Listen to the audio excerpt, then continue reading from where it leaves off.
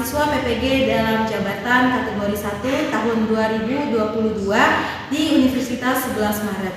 Pada hari Kamis 6 Oktober 2022 melaksanakan UKIN pembelajaran di kelas 12 IPS di SMA PGRI 24 Lubang Buaya, Jakarta Timur.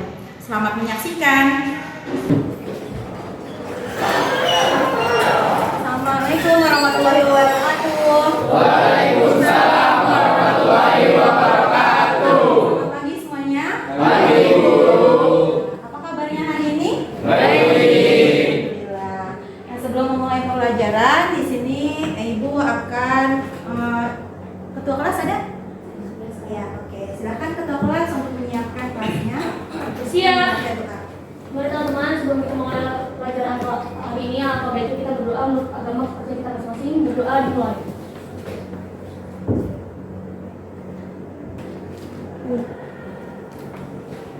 Berdoa selesai. Memberi salam. Assalamualaikum warahmatullahi wabarakatuh. Waalaikumsalam warahmatullahi wabarakatuh. Sebelum memulai kegiatan pembelajaran, di sini Ibu akan mengabsen terlebih dahulu. Adakah yang tidak hadir hari ini? Iya. Oke, baik. Terima kasih. Nah, yang akan kita lakukan pagi hari ini, kita akan membahas materi baru, yaitu mengenai hakikat perlindungan dan penegakan hukum. Ya, jadi ini ada kaitannya ya dengan materi sebelumnya, di mana materi sebelumnya kalian membahas mengenai apa? Hak dan kewajiban asasi manusia. Nah, jadi dalam hak dan kewajiban asasi manusia, diantaranya setiap individu itu punya kewajiban untuk menegakkan hukum, dan setiap individu juga memiliki hak untuk dilindungi oleh hukum. Oleh karena itu materi ini berkaitan dengan materi sebelumnya, ya. Oleh karena itu mari kita bahas.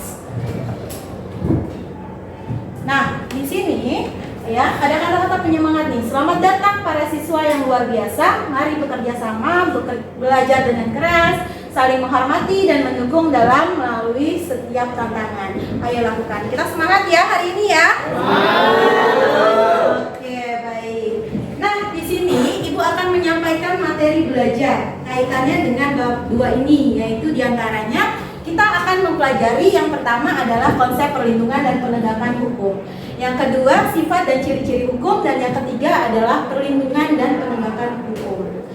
Lalu di sini ada tujuan pembelajaran. Nah, karena materi yang akan dipelajari adalah ketiga poin tadi, maka tujuan pembelajarannya adalah yang pertama, siswa mampu menjelaskan sifat-sifat dan ciri-ciri hukum dengan benar. Yang kedua, siswa mampu menganalisis contoh praktik perlindungan dan penegakan hukum dengan logis dan akurat. Yang ketiga, siswa mampu menyimpulkan pentingnya perlindungan dan penegakan hukum dengan tepat. Dan yang terakhir, siswa mampu mengkomunikasikan hasil analisis dari contoh praktik dan pentingnya perlindungan dan penegakan hukum untuk menjamin keadilan dan kedamaian dengan terampil. Jadi di sini dengan adanya materi ini, kalian akan menguasai keempat hal ini. Lalu, nah, di sini Ibu akan memberikan teknik penilaian. Ada 3 yang dinilai. Yang pertama adalah sikap. Di sini guru menggunakan lembar observasi, di mana itu untuk menilai sikap selama proses pembelajaran. Yang kedua adalah penilaian pengetahuan, yaitu guru menilai melalui soal pilihan ganda dan uraian. Nah, nanti di akhir pembelajaran akan ada soal berupa soal pilihan ganda yang nanti link quizisnya akan di-share oleh salah satu teman kalian. Lalu yang ketiga adalah keterampilan, yaitu guru menilai melalui kegiatan diskusi dan kegiatan presentasi dari hasil diskusi. Jadi Ibu menilai ketiga hal ini. Selanjutnya, nah di sini untuk materi pembelajaran ya, kalian bisa mengakses materi dengan men-scan barcode di samping. Nah, jadi untuk materi Canva ini atau PowerPoint ini Ibu sudah berikan ya melalui WhatsApp ke salah satu teman kalian, lalu nanti akan di-share. Nah, jadi nanti kalian akan mendapatkan materi yang bisa kalian pelajari melalui scan barcode tersebut. Lalu di sini, nah untuk metode pembelajaran di sini Ibu menggunakan kombinasi, yaitu teknik pembelajaran discovery learning diintegrasikan dengan problem based learning. Artinya di sini kalian akan menganalisis suatu fenomena masalah yang nantinya akan kalian diskusikan seperti itu. Pernah nggak kalian ya mengalami atau melihat dari yang dilakukan oleh pelajar? Nah, yang pertama ngapain ini? Oke, bolos sekolah atau cabut ya bahasa kalian. Nah, jadi di sini ada nggak nih yang pernah melakukan hal demikian? Pernah? Oke. Lalu yang kedua, nih gimana ini? Bajunya tidak sesuai. Betul, roknya dikecilin sampai kepres, bajunya juga dikecilin. Nah, di sini juga berlaku pula nih, bukan hanya kepada pelajar perempuan, tapi juga ada juga nih pelajar laki-laki yang celananya itu dikecilin. Ada di sini. Ada yang pernah? Ya, lalu yang ketiga ini ngapain? Rebutan uang. Rebutan uang. Oke. Nah, gambar di sini menjelaskan bahwa kegiatan tersebut adalah tawuran pelajar. Pernah melihat atau bahkan mengalami? Lihat pernah. Alhamdulillah di sini anak-anak ibu nggak ada yang pernah melakukan tawuran ya.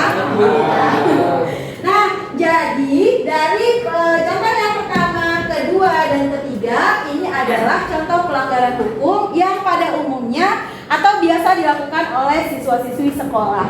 Nah, kalau di sini adalah sekolah menengah ya. Nah, jadi menurut kalian hal ini benar atau tidak? Tidak. Nah, jadi ketika adanya siswa yang cabut, adanya yang melanggar tata tertib berpakaian, adanya tawuran, di sini siapa yang berhak untuk mengatasi hal itu? Kalau yang pertama dulu ini. Pihak sekolah. Umumnya siapa? BK. Terus kesiswaan, kepala sekolah. Betul. Lalu yang kedua juga ya, sama BK, kesiswaan, dan juga bahkan kepala sekolah. Nah, kalau yang ketiga, kepolisian. Kenapa kepolisian? Karena yang mereka lakukan di luar sekolah. Tepuk tangan dulu dong. Ketika kalian tadi menyebutkan bahwa kalian pernah mungkin mengalami beberapa hal ini atau bahkan menyaksikan, maka ini yang menangani adalah pihak sekolah dan pihak kepolisian ya. Sehingga ketika adanya yang menangani suatu pelanggaran hukum, maka kedudukan hukum di situ bagaimana? Untuk apa? Hukum itu untuk apa? Untuk menegakkan aturan, mengatur tingkah laku. Contoh adanya peraturan di sekolah tentang larangan untuk bolos dan larangan untuk berpakaian yang sempit, minim, atau bahkan dimodifikasi pakaiannya. Nah, itu tujuannya adalah adanya hukum itu sendiri ya. Hukum dibuat untuk dipatuhi ya. Oleh karena itu penting akan adanya hukum. Kalau hukum itu tidak ada, bagaimana kondisi mereka? Kacau ya. Anak-anak pelajar akan bertindak sesuka hatinya. Yang bolos, berarti yang belajar siapa dong? Kalau bolos semua ya, gurunya ya. Terus yang kedua, apabila semua pelajar wanita berpakaian seperti ini akan berdampak gimana? Ya, iya, tidak pantas ya, gitu. Dan akan menimbulkan pelanggaran hukum yang lainnya. Terus yang ketiga di sini, apabila hukum itu tidak ada untuk mengatasi tawuran, dampaknya gimana? Banyaknya korban jiwa akibat tawuran. Ya, jadi kedudukan itu penting. Hukum itu penting nggak? Penting. Oke. Nah di sini, karena hukum itu penting, maka kita harus tahu terlebih dahulu makna hukum. Nah, hukum ialah seperangkat aturan yang terdiri atas norma-norma dan sanksi yang berkaitan erat dengan kehidupan manusia. Oleh karena itu dalam kehidupan ada yang namanya norma. Norma sama saja aturan ya atau hukum. Nah, kalau dalam masyarakat ada norma apa saja?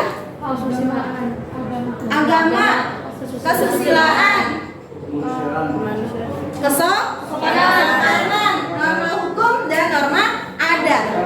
Ciri-ciri hukum yang pertama mengatur setiap perilaku masyarakat, yang kedua bersifat mengatur dan memaksa. Nah di sini ibu ingin bertanya, apa maksudnya hukum bersifat memaksa? Gimana? Ada yang tahu? Angkat tangan nggak apa-apa. Gimana? Memaksa artinya hukum itu bagaimana? Harus dipatuhi. Gimana Agam? Kalau bagi saya hukum yang maksud itu hukum yang harus yang kita patuhi dan kita laksanakan. Harus dilaksanakan, ya. Jadi itu betul. Tepuk tangan dulu untuk Karisma dan Agam. Ya, sendiri itu bisa melindungi kita. Contohnya, ya, ada suatu hukum yang melarang seseorang untuk membunuh orang lain. Nah, jadi artinya adalah setiap individu dilindungi nyawanya oleh hukum. Jadi apabila ada orang lain yang mengakhiri nyawa sesamanya, maka akan dikenakan sanksi. Lalu di sini Indonesia dikatakan sebagai negara hukum. Buktinya adalah terlihat pada pasal 1 ayat 3 Undang-Undang Dasar Negara Republik Indonesia tahun 1945 yang berbunyi, negara Indonesia adalah negara hukum. Nah, di sini apa sih arti dari perlindungan dan penegakan hukum? Bisa dilihat di sini perlindungan hukum itu penting. Yang pertama adalah agar terciptanya supremasi hukum. Supremasi hukum adalah keadaan di mana semua orang memiliki kedudukan yang setara dalam hukum. Artinya, oke. Nah, kita speaking dulu deh, boleh? Boleh. Amat istimewa, ku duduk di muka, ku duduk samping Pak Kusir yang sedang bekerja, mengendarai kuda supaya baik jalannya. Tutik-tatik, tutik-tatik, tutik-tatik, tutik-tatik, tutik-tatik, satu kuda. Tutik-tatik, tutik-tatik, tutik-tatik, Tutik-tatik, tutik-tatik, salah satu kuda. Oke, semuanya. Bisa kalian lihat di sini kelompoknya? Bisa. Kelompok pertama terdiri dari Rizky, Fikri, Danu, Kristi, dan. Nah, jadi apa tugas untuk kelompoknya nanti? Nah, di sini Ibu akan membagikan KKPD ya. Dahulu baru nanti akan Ibu berikan. Untuk itu Ibu berikan kesempatan untuk bagian kelompok 1 di sebelah sini di depan, kelompok 2 di belakangnya, kelompok 3 di depan, kelompok 4 belakangnya, dan kelompok 5 di sini. Ya, bisa dimulai sekarang. Semuanya sudah duduk berkelompok? Sudah. Oke, nah di sini Ibu akan membagikan LKPD, di mana orientasi masalahnya bisa kalian simak dan saksikan video melalui scan barcode. Jadi di LKPD-nya sudah Ibu tempelkan barcode-nya, jadi bisa di-scan melalui QR code melalui handphone kalian masing-masing. Nanti disaksikan videonya, ya. Oke, ini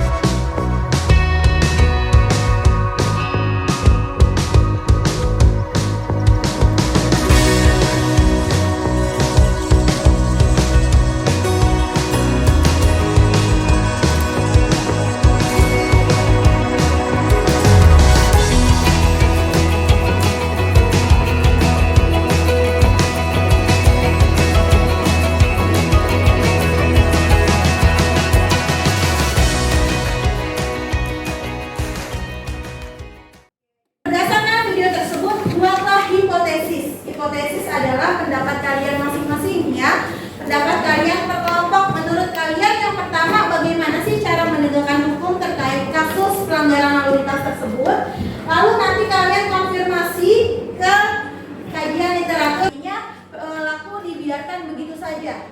Nah, lalu sama dengan konfirmasi melalui kajian literatur. Dan yang ketiga, kalian memberikan kesimpulan terkait mengapa kedudukan hukum itu penting, gitu ya. Paham? Ada yang ingin ditanyakan? Oke, silahkan mengerjakan KKPD-nya. Dan kalau misalnya ada yang belum jelas, boleh ditanyakan ke Ibu.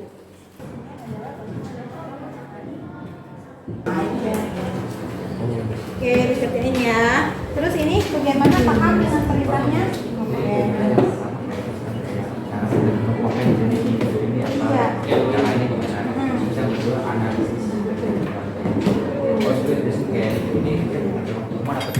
Iya, dan kalau seandainya ini dibiarkan begitu saja, itu apa dampaknya? Nah, terus ada ya, oke, baik. Kalau ada pertanyaan, tanyakan ya. Untuk kelompok 3 gimana? Oke, paham ya? Oke. Nah, kelompok 1 gimana? Nah, cara ngerjainnya ini kalian jawab menurut pendapat kalian, lalu kalian konfirmasi pendapat kalian itu benar tidak sih? Gitu. Ya, kadang kan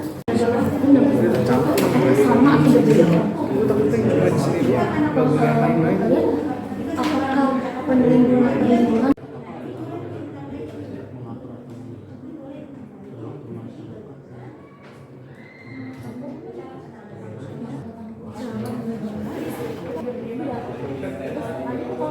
Jadi kan tadi kan kejadian di sini ada sebuah pelanggaran nih, ada apa sih hukumannya hukumannya orang yang pakai helm. Kalian sudah keluar tuh. oh yang angkutan umum itu dulu ya. Satu-satu juga bersatu-satu. Berarti masing-masing cara menanganinya per satu masalah. Nah, diskusinya sudah selesai? Sudah, Bu. Oke, baik. Karena kalian telah selesai melaksanakan diskusi, maka dilanjutkan dengan presentasi kelompok, yaitu mengkomunikasikan hasil diskusi mengenai contoh praktik perlindungan dan penegakan hukum. Presentasi kelompoknya, Ibu akan acak melalui spinning wheel, jadi cara acak ya. Oke. Yang maju adalah kelompok 4.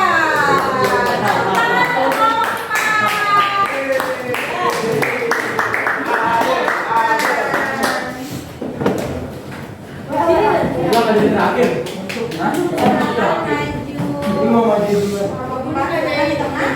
Suaranya yang lengkap ya.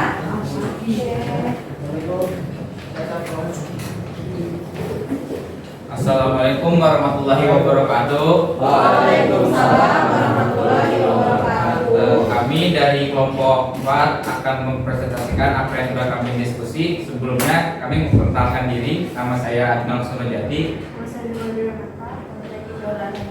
Nama saya Adrian Kawijaya. Nama saya Dr. Dharma. Jadi terkadang pihak kepolisian sudah menerapkan peraturan lalu lintas yang ada, tetapi masih ada saja kelakuan masyarakat yang lalai terhadap peraturan tersebut. Padahal kepolisian membentuk peraturan lalu lintas untuk keselamatan pengendara jalan.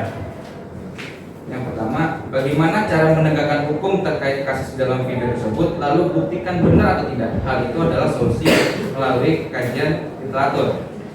Pihak kepolisian tentu sudah mengingatkan para pengendara untuk pulang ke rumah untuk mengatur helm, yang dimana pengendara tersebut berbonceng tidak memakai helm dan melewati garis zebra cross. Padahal keterangan tersebut ada di sebuah undang-undang pasal 106 ayat 8 Undang-Undang Dasar Nomor 22 Tahun 2009 tentang lalu lintas dan angkutan jalan, yakni setiap orang yang mengemudikan sepeda motor wajib menggunakan helm yang memenuhi standar nasional Indonesia.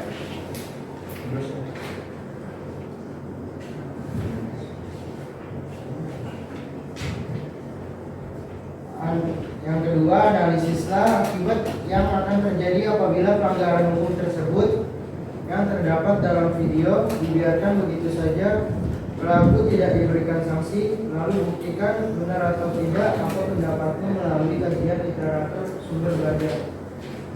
Jawabannya, dari video tersebut memang misalnya ada suatu pelanggaran tetapi tidak diberikan suatu sanksi, hanya diberi peringatan saja oleh CCTV pengawas lalu lintas, di mana bagi kami pasti pengendara tersebut akan mengulangi kembali tidak memakai helm dikarenakan kesadaran masyarakat di Indonesia yang sangat minim, di mana harus diberi sanksi kepada pengendara agar tidak mengulanginya lagi. Pelanggaran lalu lintas sangat jelas disebutkan dalam bab 13 buku Undang-Undang Nomor 22 Tahun 2009 tentang lalu lintas dan angkutan jalan yang merupakan ketentuan hukum dari undang-undang tersebut. Ketentuan hukum di atas tentu sudah sangat jelas menjelaskan banyaknya dan apa saja pelanggaran lalu lintas dalam Undang-Undang Nomor 22 Tahun 2009. tentang lalu lintas dan angkutan jalan, hal-hal mengenai tindak pidana lalu lintas terhadap sebanyak undang-undang pasal yang diatur dalam bab 20 ketentuan pidana mulai dari pasal 273 hingga pasal 317 Undang-Undang AJ. Bola terkait mengapa kedudukan itu penting dalam kehidupan. Mengapa kedudukan itu sangatlah penting bagi kehidupan? Karena negara kita adalah negara hukum yang di mana kita tidak bisa melakukan hal-hal yang bebas. Karena selalu dibayangi oleh hukum-hukum. Dengan adanya hukum kita bisa tahu apa yang tidak boleh kita lakukan dan apa yang boleh kita lakukan. Dan adanya hukum akan membuat hidup lebih teratur dan lebih tertib. Oke, sudah selesai? Ya, bagaimana teman-teman yang lain hasil diskusi kelompok berapa? Empat. Bagaimana? Baik Bu, sesuai sama Bagus. Oke, kan bahwa sebenarnya itu banyak peraturan lalu lintas, diantaranya adalah pengendara kendaraan sepeda motor harus menggunakan helm. Nah, ketika sudah ada peraturannya, maka boleh dilanggar atau tidak? Tidak boleh. Nah, seperti itu. Kelompok kami, wassalamualaikum warahmatullahi wabarakatuh. Waalaikumsalam. Beri aplaus untuk kelompok. Assalamualaikum warahmatullahi wabarakatuh. Waalaikumsalam warahmatullahi wabarakatuh. Kami dari kelompok 3 akan mempresentasikan hasil diskusi kami tentang pelanggaran hukum yang terjadi di negara kita. Kita melihat video tersebut dapat disimpulkan bahwa terjadi pelanggaran motor atau angkutan mobil. Para aparat kepolisian menindaklanjuti dengan cara menegur agar segera kembali atau putar arah guna menggunakan helm, serta menegur pengguna angkutan mobil agar tidak berhenti sembarangan karena dapat menyebabkan kemacetan yang berkelanjutan. Seperti yang sudah tertera dalam pasal 106 ayat 8 tentang lalu lintas dan angkutan jalan, yakni berbunyi, setiap orang yang mengemudikan sepeda motor wajib mengenakan helm yang memenuhi standar nasional Indonesia. Namun seringkali kita jumpai banyak pelanggaran yang terjadi dari kasus-kasus pelanggaran yang terjadi di lalu lintas tersebut. Namun ada sanksinya juga bagi pengendara yang tidak menaati aturan lalu lintas, antara lain khususnya ini bagi anak-anak zaman sekarang. Oke. 1. Ditempatkan di pusat sekolah penelitian. 2. Perintah penahanan. 3. Denda berupa uang. 4. Teguran. Bukan hanya itu saja, namun ada sanksi. Sanksinya pidana kurungan paling lama 3 bulan dan denda paling banyak sebesar 750.000 bagi para pelanggar. Oke, untuk nomor 2 akan dibaca kalau ada sanksi. Analisis akibat yang akan terjadi apabila pelanggaran hukum tersebut yang terdapat dalam video dibiarkan begitu saja. Kalau pelaku tidak diberikan sanksi lalu dibuktikan benar atau tidak, apa pendapatmu melalui kajian literatur sumber belajar?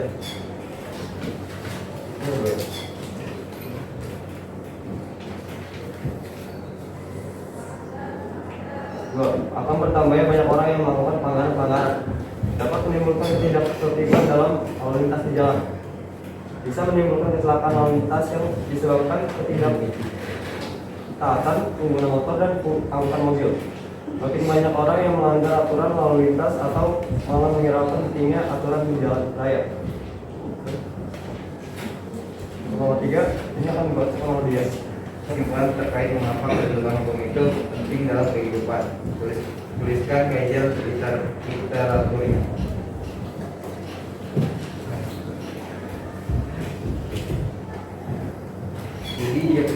Jadi jika kembali lagi dibahas bahwa hukum adalah peraturan yang berupa norma dan saksi yang dibuat dengan tujuan untuk mengatur tingkah laku manusia, menjaga ketertiban, keadilan, mencegah terjadinya kekacauan. Untuk itu perlu dibukukan hukum dalam kehidupan negara. Seperti sudah dikatakan bahwa dengan pasal 1 ayat 3 Kemudian 1945. Negara Indonesia adalah negara hukum. Yang dimaksud dengan ini adalah kehidupan kenegaraan selalu berlandaskan pada hukum untuk menegakkan keadilan dan kebenaran dalam kehidupan masyarakat.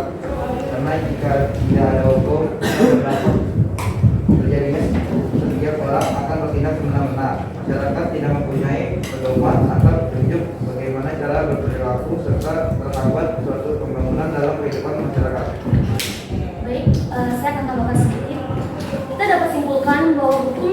sangatlah penting bagi suatu negara. Yang seperti yang kita ketahui bahwa hukum memang perlu ditegakkan secara benar dan tepat. Namun hukum bukan hanya saja aturan yang tertulis dalam undang-undang, tetapi memang harus dilakukan dan ditaati khususnya untuk kita, anak-anak muda adalah generasi bangsa. Indonesia menuju kepada perkembangan, pertumbuhan dalam segala segi baik itu politik, sosial, agama, dan lain-lain yang dimana harus terus diterapkan dalam kehidupan kita masing-masing. Baik, itu sekian dari kami. Maaf jika ada kata-kata yang kami yang salah. Ya. Assalamualaikum warahmatullahi wabarakatuh. Waalaikumsalam warahmatullahi wabarakatuh.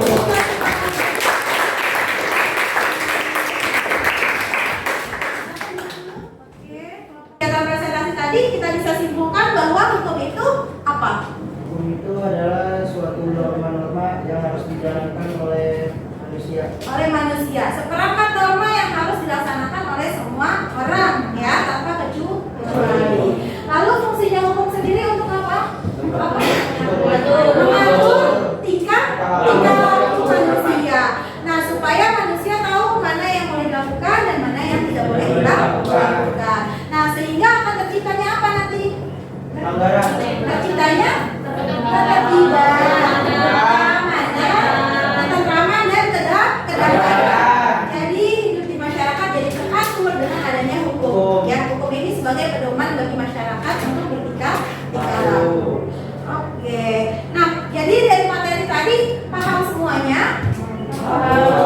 Oke. Nah, di sini ayo kita sama-sama melakukan refleksi. Yang pertama, perasaan saya setelah melakukan pembelajaran kali ini bagaimana? Happy. Menambah ilmu, mengenal hukum lebih dalam, lebih lanjut. Oke, belajar. Lalu yang kedua, sama pembelajaran ini saya akhirnya mampu untuk apa? Mengetahui hukum itu ada banyak jenisnya. Betul, fungsi hukum itu penting. Ya. Setelah pelajaran ini saya akhirnya memahami bahwa Itu sangat penting bagi kehidupan berbangsa dan bernegara. oke, hukum itu sangat penting dan wajib kita ikuti selama kita menjadi warga negara Indonesia. Setelah pelajaran ini, target saya berikutnya mau apa? Menjadi orang yaksa. Menjadi yang lebih baik. Menjadi yang lebih Baik. lebih baik. Mungkin nantinya dengan ada dengarnya kalian mempelajari hukum ini ada gambaran bahwa di dunia hukum itu seperti itu. Gitu ya. Oke. Nah, terus di sini Ibu ada soal evaluasi ya, nanti bisa kalian kerjakan. Linknya sudah Ibu bagikan melalui WhatsApp. Nanti kalian bisa cek dan isi.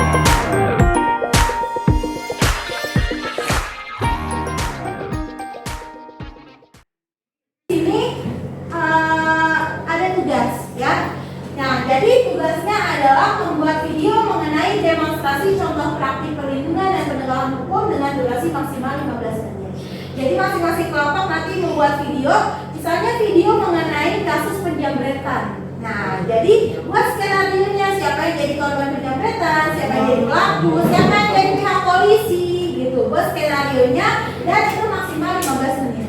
Boleh pelanggaran hukum yang lain juga boleh, ya. Oke, nanti tugasnya nanti dijelaskan lagi melalui WhatsApp, ya. Oke. Nah, untuk materi selanjutnya nih, ketika kita sudah mempelajari hukum itu apa, lalu pentingnya hukum untuk apa, maka kita akan mempelajari peran lembaga penegak hukum, yaitu ada lembaga kepolisian, kejaksaan, dan kehakiman. Ya, jadi seperti itulah pembelajaran kita hari ini. Sekali lagi Ibu bertanya apakah sudah paham semua? Alhamdulillah. Oleh karena itu, mari kita akhiri pembelajaran kali ini dengan ketua kelas untuk menutup membaca doa dan salam menutup. Silakan.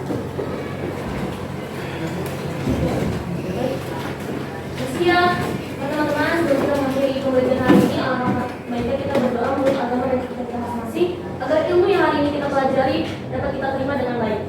Doa dimulai.